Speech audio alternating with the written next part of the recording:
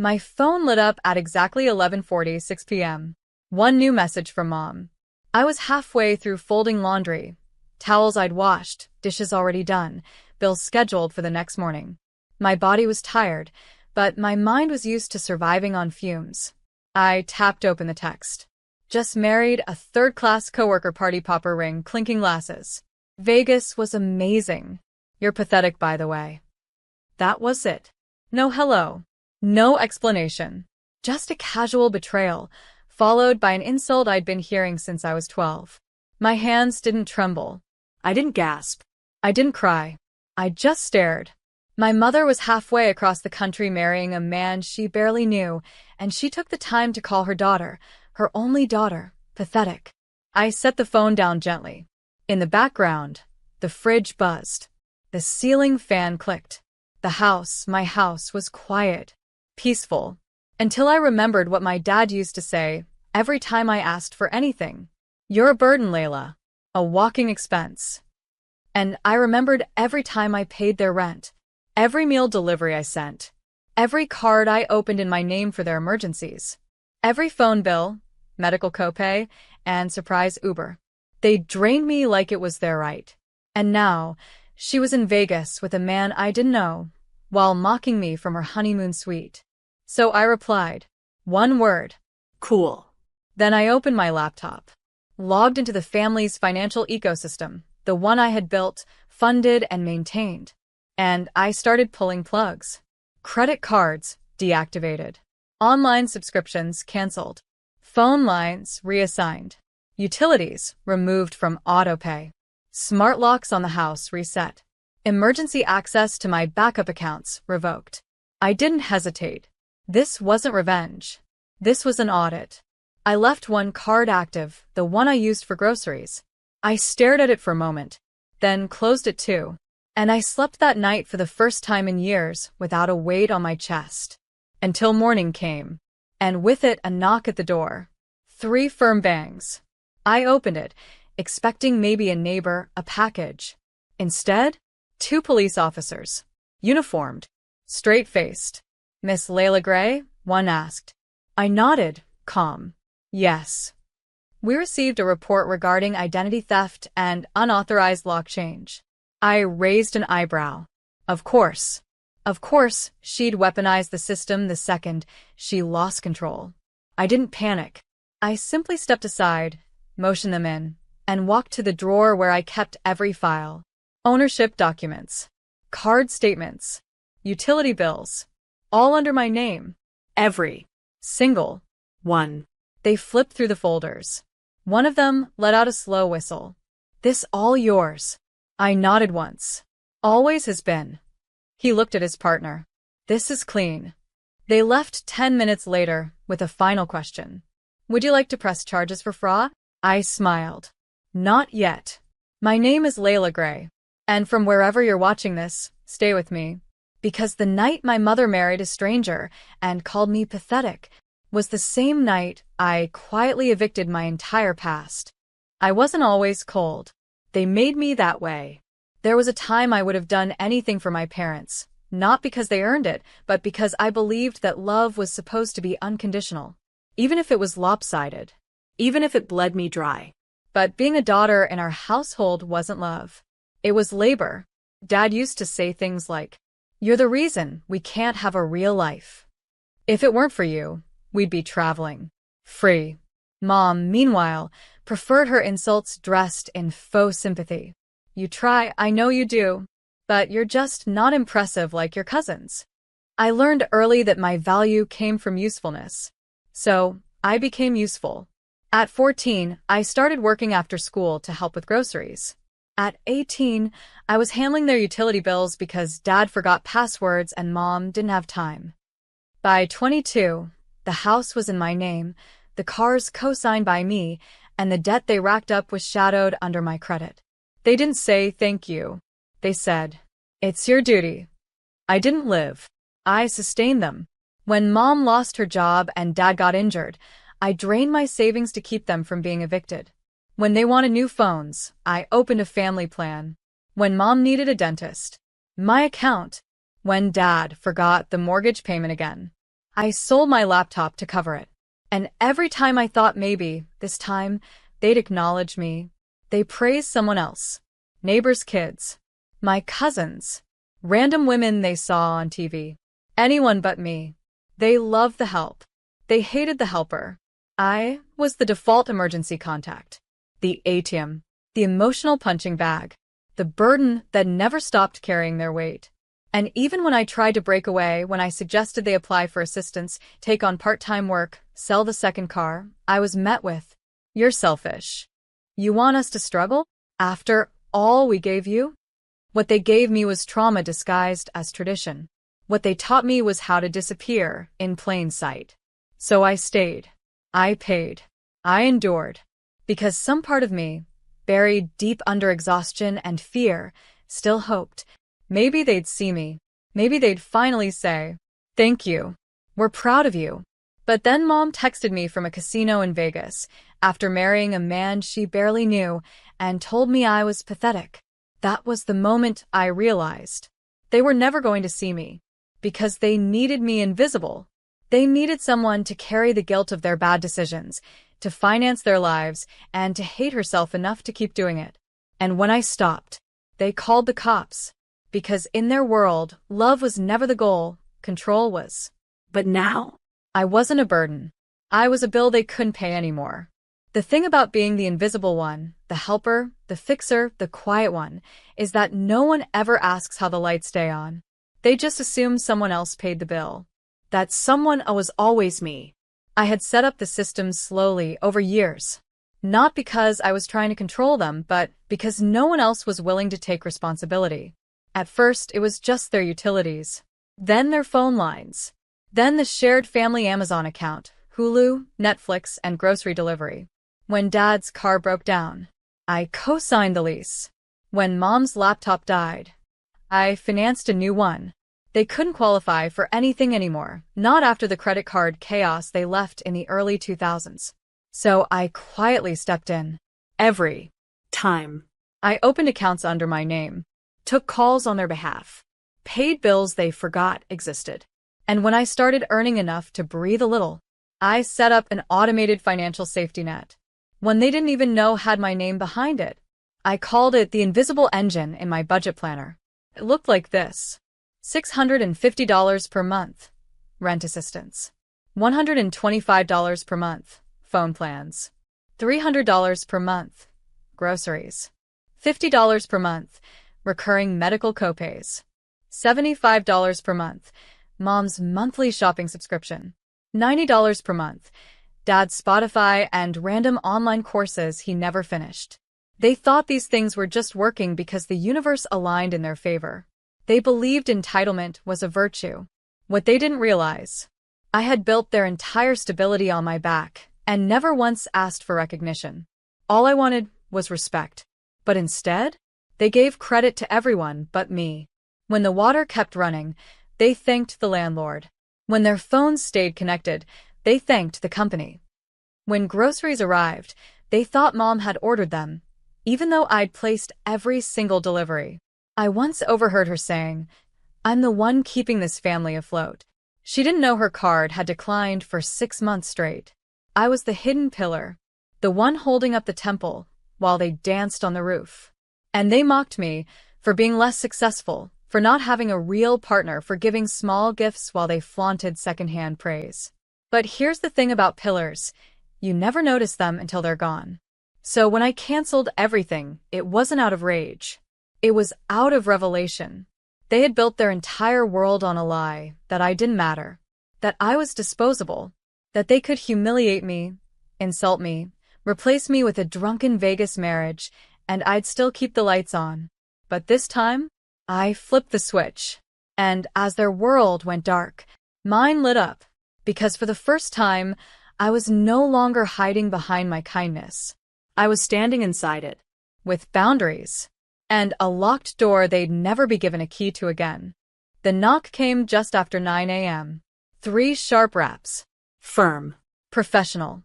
I opened the door to find 2 police officers standing on my porch. Uniforms crisp. Expressions unreadable. "Miss Layla Gray?" "Yes." We've had a report filed by your mother, Susan Gray. She's claiming unauthorized access was used to seize funds, cancel accounts, and change the locks on what she's calling her legal residence. I blinked. No panic. Just quiet disbelief wrapped in something colder. She'd called the cops on me. After years of draining me like a resource, after mocking me from her Vegas honeymoon suite, she thought she could still control the narrative. I motioned for them to step inside. They followed.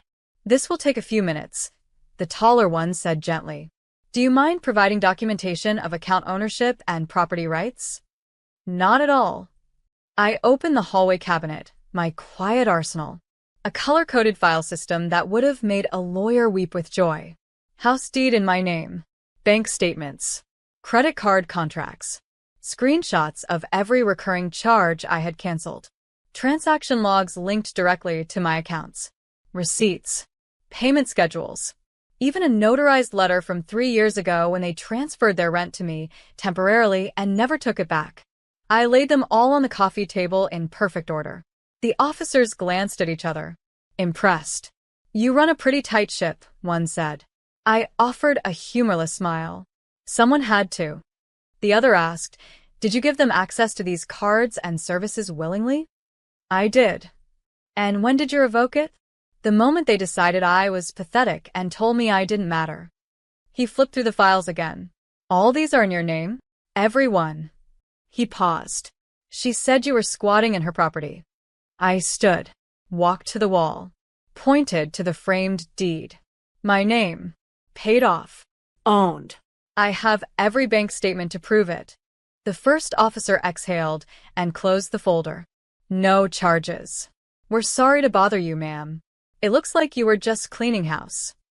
I followed them to the door. As one stepped off the porch, he turned back.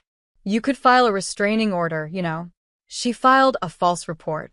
I looked down at the paperwork still clutched in my hands, then shook my head. "No need. I already locked the door on her the first time. The rest is just noise." They nodded and left. I closed the door slowly behind them, and then I sat in silence. Not trembling, not raging, just still. Because justice hadn't come with handcuffs. It had come with proof. And it had finally spoken louder than all the years of insults and manipulation. I was no longer the child who begged to be seen. I was the woman who documented everything. I didn't just walk away. I backed up the exit. Because while they had underestimated me for years, I had learned how to prepare for the moment they would strike back. And when they did, all they found was a fortress they could no longer enter. They say narcissists don't just fall apart privately. They perform their collapse. And sure enough, my mother took her meltdown to Facebook before the police even left my driveway. A new post went up with a grainy photo of her looking devastated in front of a cheap motel door. Imagine raising your daughter, giving her everything, and she turns around and locks you out of your own life. I raised a cold-hearted stranger. Broken heart. Within minutes, the sympathies started pouring in. Cousins I hadn't spoken to in years commented, "I'm so sorry, Aunt Susan. How could she do that to you? You don't deserve this. You're the sweetest woman I know." Even Renee chimed in with, "Unbelievable. I thought Layla was better than this." I didn't reply, but someone else did. A friend from college who had seen everything firsthand. She posted a long, calm reply under my mother's post. "Susan, please clarify. Are you talking about the same daughter who paid your rent for 2 years? Who funded your phone plan, covered your groceries, and kept your life functioning while you called her useless behind her back?" The thread exploded. One by one, people who had been in the background started speaking up. A former neighbor who remembered my parents yelling at me through the walls. My old boss who used to let me clock out early so I could pick up their meds. Even my landlord who confirmed who'd been on the lease the whole time. And then came the screenshots. Someone leaked the text. The one from my mom. "Just married a third-class coworker. You're pathetic, by the way." Suddenly, the sympathy shifted. Fast. Now the comment said, "You texted her that and expected her to keep helping you? Y'all really pushed the one person keeping you afloat off the cliff. Layla deserved better than this." I hope she never answers the phone again. My mother went radio silent. She deleted the post. Renee deactivated her entire profile. And my dad? He didn't say anything. He never did. Just quietly faded into whatever motel corner they now called home. I didn't gloat. I didn't share a gotcha post or go live or drop receipts. I just logged off. Because I had nothing to prove. They had built their entire image on lies, while I was building their survival on sacrifice. And now? The mask had slipped. Later that week, I got a call from a podcast producer. "We read the thread," she said. "You're not the only daughter going through this. Would you share your story?" I hesitated, then said yes. The episode aired the following Monday. I didn't drag names. I didn't rage. I didn't humiliate. I just told the truth. About what it feels like to give until your veins run dry, and still be told you're not enough. The episode went viral. Emails flooded in. Women, men, teenagers, adults with gray hair and decades of silence behind them.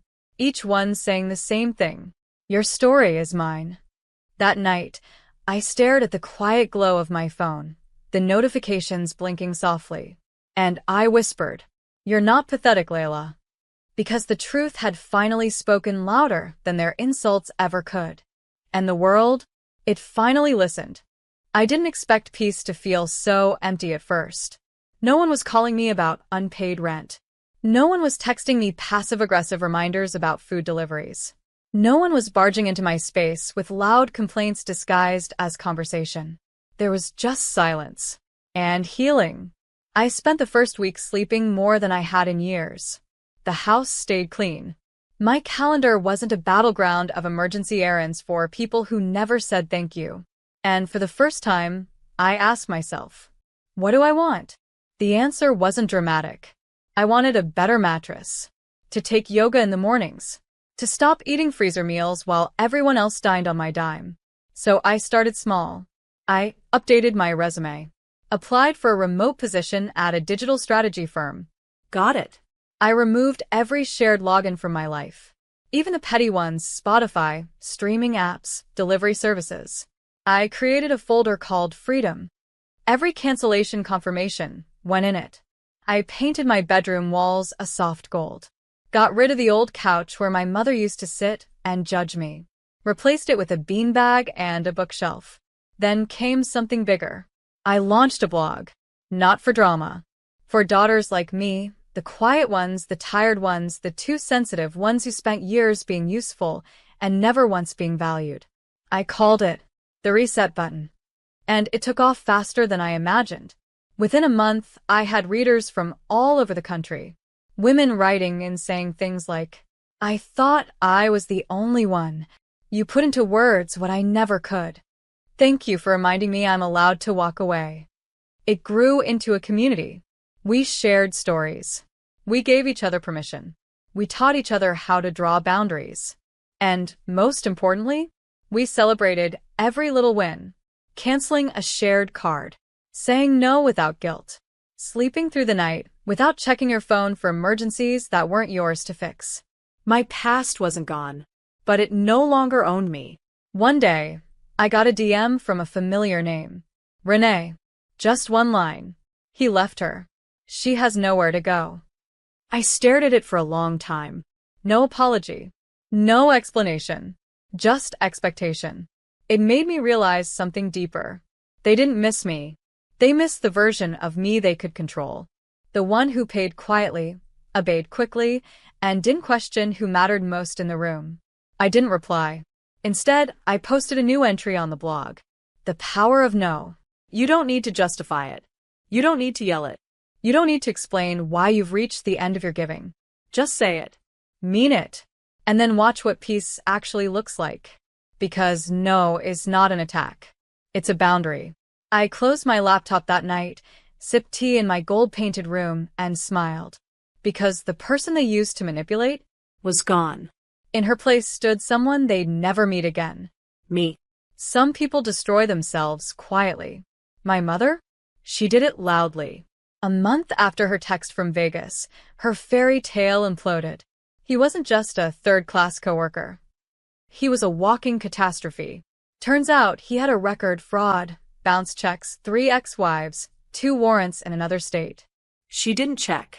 She didn't care. Because she wasn't marrying love. She was marrying control over someone. She just didn't realize she had no leverage left. He drained what was left of her savings.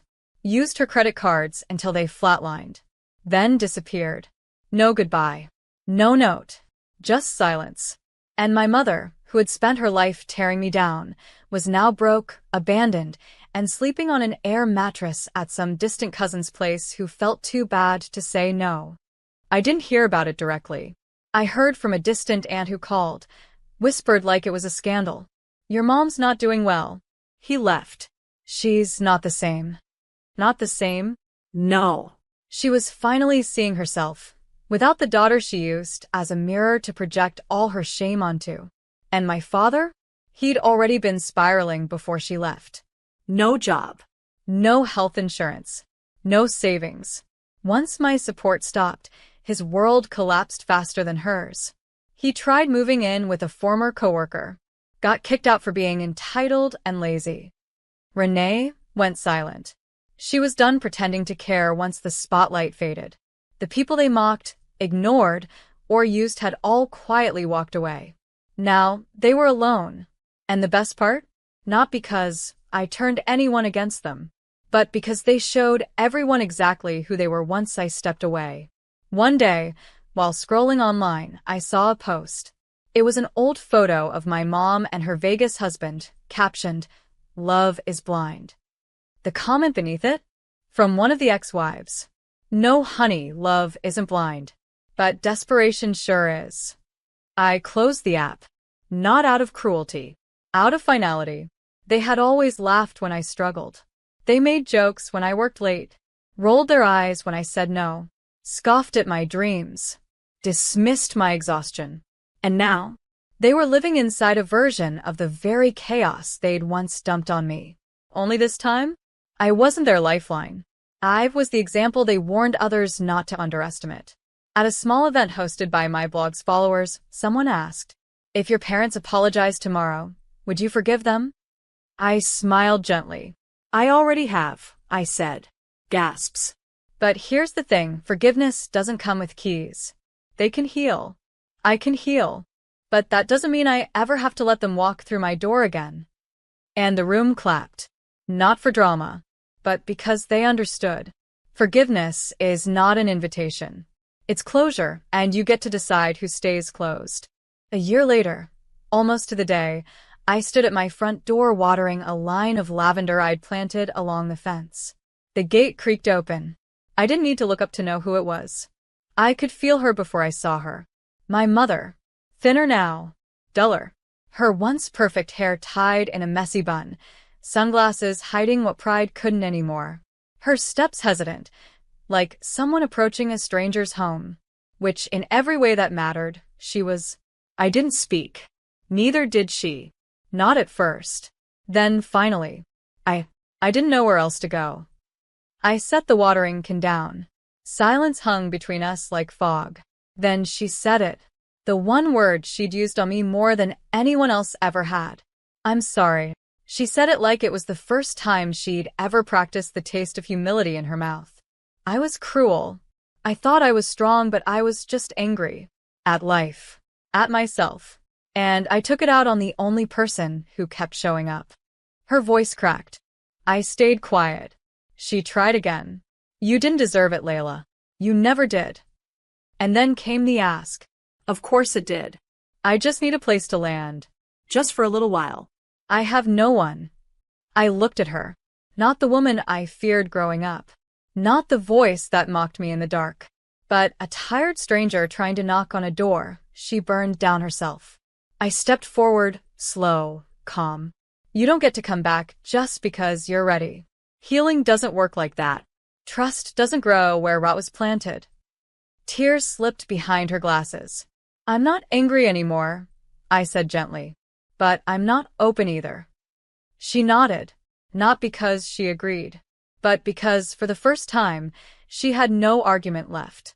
I handed her a paper from my back pocket, an address. A women's resource center. A contact name.